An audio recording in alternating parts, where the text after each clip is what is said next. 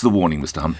Well, I should say that no health system, however well prepared, can ever have business as normal if you have a pandemic. But what I said in the same article was that if I was going to choose a country in the world to be in when there was a pandemic, I would choose the UK, because the NHS is very, very good at preparing for these kinds of situations. I know a huge amount of work is happening, but we are at an absolute crunch moment, and I think the news that the financial markets are really being impacted. You've had sight of today's FT. I have. The Dow Jones down by 10% in just 1 week is an indication that this is no longer something that is happening in one country, and we just hope it's going to be contained there and we'll be able to carry on with our lives as normal. This is going to have a very, very profound impact. But one newspaper, the Daily Telegraph, says seasonal flu occupies nearly 82% of intensive care beds. I'm sure you're familiar with these figures. That leaves, it says, just 673 beds available in England. Were there to be a pandemic, they're going to go in a heartbeat, aren't they? Well, that's one of the things the Chief Medical Officer was alluding to yesterday. And that's why the NHS will be making very, very detailed preparations as we speak. Some of those we know about, some of those they obviously keep confidential, because what they're trying to do, absolutely rightly, is to make sure that anyone who has urgent care needs, that urgent cancer appointment that can't wait, that is not impacted. Unfortunately, some of the less urgent treatment will have to wait in that situation of a pandemic. Now, we're not at that situation. We still hope to contain it. We still hope that we're not going to get there. It's important to say that at the moment, I think the government's central view is that we won't end up in that situation, but we have to prepare. Do we need to close schools? Well, I think what is happening now is, rightly, the government is starting to spell out some of the trade-offs.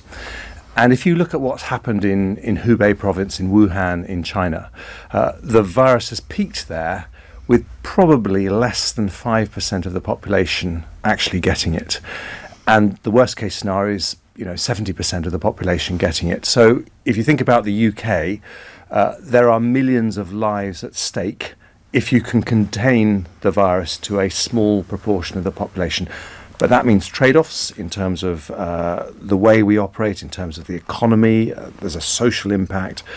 And I think the government is right to start to spell out. Japan, they've closed schools for the whole of March. Italy, they're locking down towns. We're never going to do what they do in China. We're a democracy. We have different traditions. But when you look at what fellow democracies like Italy and Japan are doing, you see that there are trade-offs, and we are going to have to start getting our head around. So it could be school closures could be necessary. Well, that's what the Chief Medical Officer said yesterday. And yet some people are saying, look, it's not as bad as traditional flu. You may be aware that President Trump, in a press conference in the White House, talked about the fact that sadly more than 60,000 Americans die each year from the flu. And he seemed to be saying, almost suggesting that perhaps it was an overreaction. Is there any sense of overreaction, Mr. Hunt?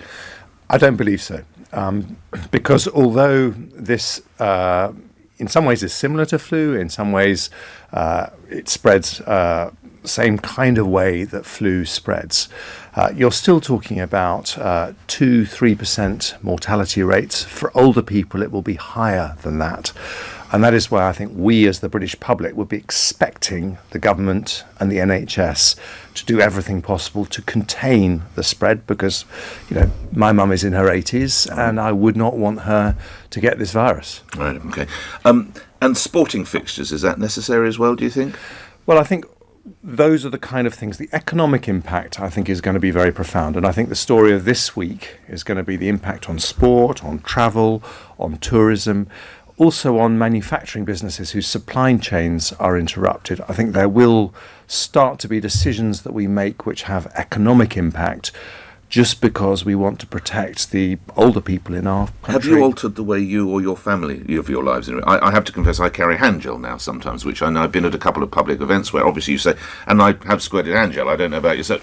Yeah. You are carrying hand gel as well. Yeah. And you obviously recommend it. Absolutely, and I washed my hands. I mean, the last time I carried hand gel actually was in the swine flu thing that we had nearly a decade ago. So I think the advice, I'm not a medical expert. We've got to listen to the experts. But what seems to be emerging is that the biggest risk is the fact that we touch our faces a lot during the course of the day. So that's why it's very important that you wash your hands a lot, because something you touch, maybe it's when you're travelling on the tube or something like that, if you then touch your face. Well, such a touchscreen world we live in as well. You go into a bank and it's all touchscreen. You go and do your Oyster card and it's all touchscreen. We should have gone to the manufacturer of gel.